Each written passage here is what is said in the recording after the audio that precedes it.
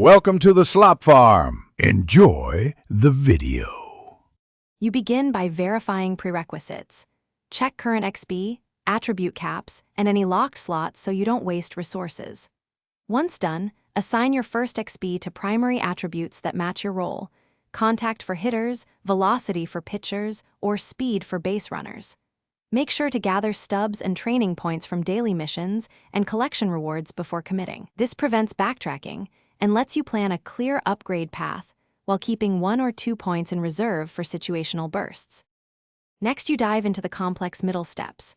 Reallocate training points toward combo boosts that multiply effectiveness, like plate vision and discipline for hitters or pitch mix and stamina for starters. You should compare archetype synergies. Some boosts stack, so switch archetypes to unlock higher caps if needed. Also, redeem card sets, program rewards, and event bonuses to offset XP costs.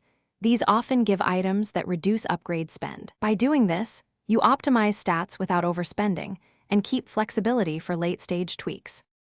Finally, lock in your remaining caps and allocate final XP toward role-specific stats so your player performs consistently in-game. After allocation, immediately test the player in live or practice scenarios to gauge real performance.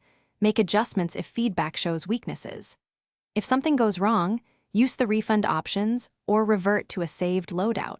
Those safety nets are why you kept a small reserve earlier. One key tip: always test changes in situ before using rare, irreversible upgrade items to avoid. Thanks for watching. Consider subscribing if we helped you today.